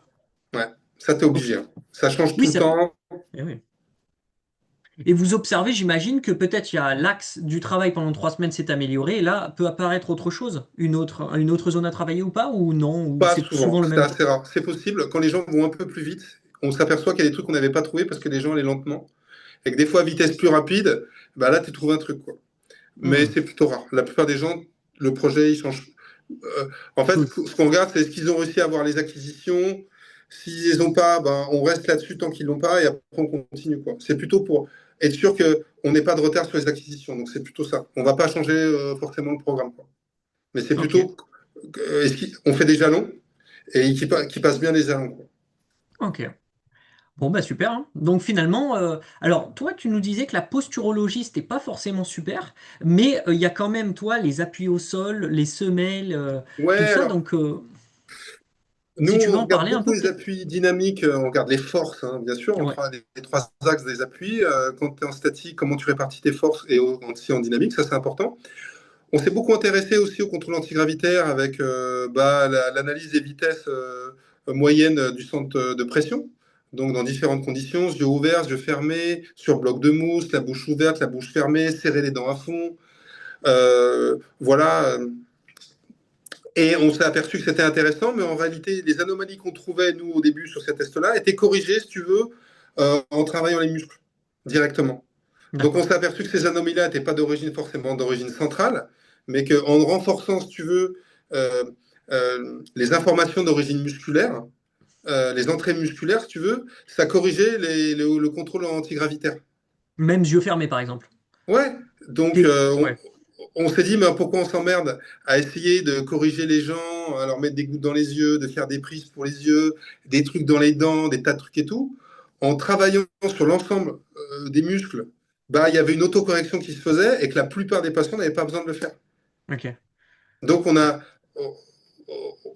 dit, bon, on va pas manipuler les entrées sensorielles parce qu'en fait, juste en manipulant les entrées musculaires, ça va. Ok. Ouais, ouais. Bah écoute, de toute façon, ça. Chez la Après, plupart des patients, hein, bien sûr, hein, bah, il y en a. voilà. Voilà, mais on s'est aperçu que, allez, chez 90% à peu près des patients, juste qu'on faisait en rééducation nous permettait de traiter le contrôle, améliorer le contrôle antigravitaire. Ce qui est à peu près Hmm. normal parce que dans les muscles antigravitaires, ils font du mouvement aussi. Il n'y a pas un muscle qui est à 100% dédié à la gravité. Il va aussi faire du mouvement. Donc tous les muscles antigravitaires comme le quadriceps, les ischio-jambiers, le moyen fessier, tension du fascia lata, les muscles profonds du tronc, bah ils sont aussi, le système nerveux central va l'utiliser aussi pour le mouvement. Et oui. Donc, en travaillant sur ces fibres, les fibres du mouvement, bah, ils vont aussi récupérer des informations qui vont essayer d'améliorer le système antigravitaire. Et ouais. Non, mais et puis de toute façon, voilà, on sait que 80%, tu fais le global, le simple, et après tu vas chercher la petite Voilà. dent, le Bon, il y petit a certains œil. patients qui ont des trous vestibulaires qu'il Ouais, faut faire une rééducation vestibulaire. Il y a des exactement. gens qui ont des problèmes visuels assez forts, et donc là, tu es obligé de les envoyer chez l'orthoptiste, tout ça. Mais chez la plupart des patients, on n'a pas vu ça, quoi. Donc Ok. ça, quand même, nous, on l'a fait, et puis en fait, on s'est dit, bon, en fait, voilà, on va faire ça en deuxième intention, donc on enregistre, on va faire un traitement que si vraiment après la rééducation dynamique, ça marche pas. Hmm, On va essayer de traiter les entrées sensorielles après. hmm. Bah écoute, tu veux peut-être qu'on aborde votre hypothèse sur les hernies discales qui sont d'adaptation avec plusieurs niveaux de dégénérescence ou rapidement? Ouais, alors ça, c'était une hypothèse qu'on n'a pas du tout validée, évidemment, scientifiquement. C'est une idée parce qu'on s'est aperçu qu'évidemment, quand tu fais une IRM rachis corps entier, bah, tu t'aperçois qu'il y a des discopathies étagées à différents endroits. On n'a pas d'argument ou de preuves scientifiques pour dire qu'elles sont liées. Biomécaniquement, nous, ça nous semblait, vu que c'est une unité fonctionnelle, qu'elles étaient liées, évidemment. Les pathologies discales sont globalement d'origine, évidemment, génétique, hein, 75% ou 78%. Il y a quand même un terrain génétique qui fait que tu as une dégénérescence discale un petit peu accélérée. Donc, tu as des facteurs après, comme le tabac ou d'autres choses, l'alimentation, qui vont aussi induire une accélération de la dégénération. Mais tu as aussi des facteurs mécaniques. Et donc, les mouvements, certaines contraintes vont faire que ton disque dégénère. Et puis aussi, si l'étage d'au-dessus et d'en dessous est dégénéré, bah, ton disque va plus compenser, donc il va aussi accélérer la dégénérescence, si tu veux. Hmm. Donc il y a du Donc, boulot et c'est un lien global, si tu veux. Mais c'est sûr que si tu as plusieurs disques qui commencent à déconner, les disques vont tous dégénérer ensemble parce que bah, ils se compensent tous les uns les autres. C'est une unité fonctionnelle. Il faut hmm. voir ça. Et ouais. Donc toujours, même si tu as L5S1 à droite, faut le traiter, mais faut regarder aussi le reste. Ouais, en fait, il faut traiter les gens comme une unité fonctionnelle. Hmm. Nous, en médecine, on a fait par simplicité, on a séparé tout. Mais ça, c'est pas très juste, en fait. C'est bien pour apprendre.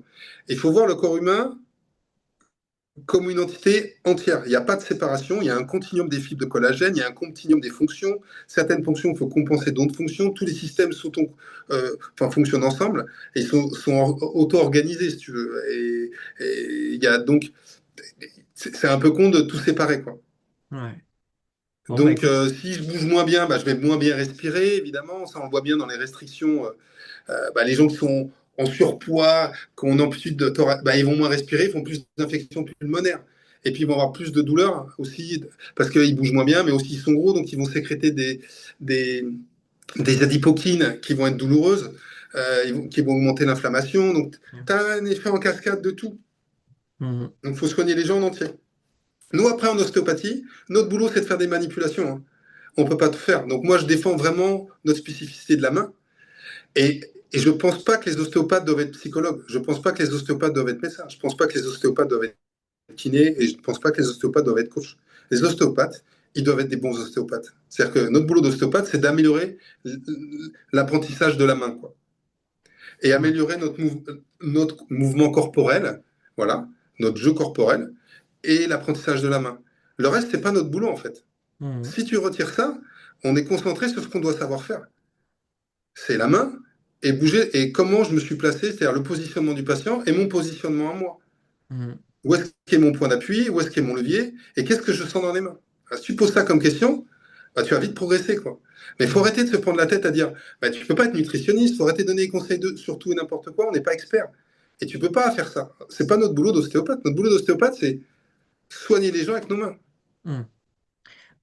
Petit, alors, contre-argument, ça serait juste que l'ostéopathe serait full ostéopathe s'il était intégré dans la santé intégrative. S'il avait le copain radiologue, le copain chirurgien, le copain kiné. Et en fait, là, il pourrait utiliser son art à fond, même plein de subjectivité, mais de toute façon, les autres verraient via leur analyse peut-être plus objective les résultats. Et, ou alors, via tes machines, on pourra peut-être voir l'efficacité de l'ostéopathie, tu vois. Mais c'est vrai que malheureusement, les ostéos français étant un peu dans leur cabinet seuls, ben, pour soigner intégralement une personne, des fois, il faut passer par un petit conseil et tout ça. Mais en fait, d'où l'intérêt, avec le temps, souvent, les ostéos créent un réseau. Et en fait, ils sont à Voilà. fond dans l'ostéo et ils ont un énorme réseau autour et c'est là où tu excelles en fait. C'est ça, il faut être transdisciplinaire si tu veux. Il faut pas. Moi, enfin, je pense que vraiment l'ostéo, ouais, il doit rester dans son cadre, dans ce qu'il a appris à son école, voilà, les formations qu'il fait en plus. Il peut bien sûr donner des conseils, manger, bouger, que tu retrouves sur le ministère de la Santé, Oui, donner des conseils simples de faire des activités physiques, des conseils de nutrition simples. Faut qu'il reste vraiment dans des trucs simples oui, simple, ouais. euh, et que le temps de consultation qu'il a avec les gens, pour moi, il est vraiment dans le soin, quoi. Ouais. Bon, Mais après, j'ai été formé par Jean-Pierre Barral, donc tu as compris que c'est on arrive, l'ostéo on quoi. n'écoute pas le patient, on le soigne, on le soigne, on le soigne. Et en fait, Jean-Pierre, il pose des questions. En fait, c'est un peu pour lui, il dit oh là, putain, là, t'as un truc costaud. Je sais pas si tu te rappelles pendant le stage. Il dit au gars, putain, là, mais t'as pris un pet sur le crâne, c'est énorme. Et lui, en fait, ça lui permet d'avoir un feedback, en fait. Ouais. Parce que lui, il sent un truc. Et en fait, c'est comme ça qu'il s'est formé, Jean-Pierre. Il dit il n'a pas de biais cognitif dans le sens où il dit j'essaie pas d'induire un truc faux dans ma main. Je le sens et après, j'essaie de sentir. Et Jean-Pierre, il a des milliers et des milliers de notes. Il a une pièce entière où il a toutes ses notes. Ça, tu vois que c'est un mec qui bosse énormément, quoi. Je n'ai jamais vu un mec qui avait autant de bouquins d'anatomie et autant de notes sur des gens, quoi. Hmm. Il a des milliers de notes. Il note tout ce qu'il a comme sensation, mais par rapport à son capteur à lui qui est les mains. et dire, ouais, quand j'ai mis ma main sur son foie, le mec, il avait des amybias, c'était ça. Le mec, il avait un cancer, c'était ça. Le mec, il avait une infection, il avait eu ça. Le mec, il a eu. Tu vois? Et donc, c'est ça qui met en note. Et il entraîne sa main comme ça. C'est-à-dire qu'il a une sensation bizarre. Il dit au mec, qu'est-ce qui t'est arrivé? Raconte-moi ton histoire. En fait, il ne demande pas, raconte-moi mon histoire. Pour lui, il s'en fout. C'est, j'éduque ma main, quoi, si tu veux. Et Et ouais, c'est ça l'idée. C'est comme ça qu'il a éduqué sa main et qu'il a appris une tonne de choses. bien Et, sûr. c'est comme- Non, mais et c'est vrai c'est- que et la question, elle est juste ça, parce qu'on est ostéopathe, on n'est pas médecin. Enfin, ou alors, à ce moment-là, tu es médecin, mais ça te prend un temps fou de faire de la médecine. Donc moi, c'est pour ça que je ne sais pas. Un coup, je suis médecin, ok, je fais de la médecine et tout, et je dis aux gens, là, je peux le traiter facilement d'ostéopathie, mais revenez. Et là, j'aurai du temps pour vous soigner, mais c'est un rendez-vous d'ostéopathie. Mais je ne vais hmm, pas le faire maintenant, quoi. ouais. C'est pas possible. Et l'ostéo, finalement, le traitement ostéo, ça c'est qualité de vie, tout ça. Et sur tes machines, tu as testé des fois des avant-après une séance d'ostéo, les Ah appuis bah, nous, ostéotiques? on n'a pas testé comme ça, si tu veux. Nous, on a des patients qui font globalement de l'ostéopathie chez nous, hein, si tu veux. Ouais. L'ostéopathie, il y a quand même beaucoup de patients qui en bénéficient. On le propose, c'est pas obligatoire. Vu que c'est pas remboursé par la Sécu, moi, tous mes tests, tout ça, c'est pris en charge par la Sécu, hein. C'est des patients qui sont en Hmm, difficulté, donc ça rentre dans le cadre de la médecine, si tu veux. L'ostéopathie, c'est un soin complémentaire, donc c'est hors Sécu, il faut que les mutuelles remboursent. Bon, il y en a beaucoup qui en bénéficient, d'autres, on leur propose ostéopathe, donc ils viennent pas le faire chez nous, mais ils font quand même de l'ostéo. Il y en a chez d'autres eux, qui ne le ouais, font pas, voilà. dans leur ville. Ouais. En gros, globalement, qu'est-ce que tu veux? L'ostéopathie va faire que les patients vont plus vite s'améliorer. Ils ont une Voilà. qualité de vie et une diminution des douleurs, donc diminution de stress, amélioration de la qualité de vie. Enfin, il y a pas mal d'autres trucs, donc tu ne testes pas que l'ostéopathie, mais stress, diminution des douleurs, ça tu vas le voir, et c'est plus rapide que le groupe qui n'a pas fait d'ostéo. Mais à Hmm, la fin du programme, les gens, ils arrivent au même endroit. Si tu veux, ok. l'ostéopathie ne va pas permettre d'arriver à zéro, il va permettre d'aller un petit peu plus vite Oui. et d'améliorer le confort. Mais c'est pareil que les infiltrations, que si je donne des anti-inflammatoires. Hmm, C'est pareil, ça améliore le confort, mais à la fin, les patients, ils arrivent au même endroit, quoi. ouais. Non, mais c'est Sauf vrai que que c'est un petit là, peu plus vite. c'est ton groupe de patients, enfin votre groupe de patients de chronique, enfin, ça serait connu, je pense, que l'ostéopathie permet de passer de 2 à zéro. Ça serait beaucoup plus connu. Et c'est pas le cas. Donc, Non, c'est on pas le le cas. sait qu'on va arriver à 2. Et Ouais. 2 en moyenne, hein, bien sûr. Parce que là, c'est des gens, bah, pour l'instant, en tout cas, n'a pas les outils de mesure pour comprendre ces 2 derniers pourcents, pourquoi il est encore là la douleur, quoi. Si c'est dans le cerveau, si c'est dans la structure, bon, il nous manque des infos, mais Ouais, la est-ce que c'est recherche une avancera. mémoire? Alors pour l'instant, on n'a pas travaillé l'hypnose ou l'auto-hypnose. Est-ce que c'est une mémoire de la douleur qu'ils ont, qui est engrammée, et qu'ils ont ça, et ces systèmes limbiques qui bug? Et c'est surtout ça. Et en fait, le reste des systèmes d'intégration de la douleur et tout ça, ça marche bien, et c'est juste une mémoire engrammée de la douleur, peut-être. Eh oui. Est-ce que c'est une hypersensibilité centrale de la douleur qui persiste, tout ça, machin, je ne sais pas. Pour l'instant, nous, on a des résultats qui sont assez satisfaisants. On va continuer à travailler là-dessus, la recherche là-dessus. Pour moi, l'ostéopathie fait intégralement partie des protocoles qu'on a, nous, dans le centre. C'est intéressant de faire de l'ostéopathie. Il faut toucher les gens, il faut les examiner, il faut toucher les gens, il faut les écouter. Voilà. Faut prendre en compte les patients.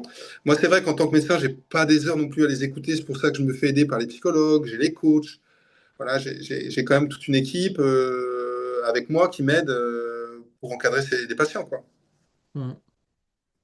Bon, ben, je pense qu'on a fait le tour, Eh ben hein. super, merci pour ton interview. C'est vrai que c'est pas, nous on ne demande jamais rien si tu veux. Nous on est, on va dire les mains dans le cambouis, on est dans la recherche, on a des patients. Moi je suis à mi-temps pour la côté médecine et ostéo, et je suis à mi-temps pour la côté recherche, encadrement des étudiants, tout ça, les travaux qu'on fait.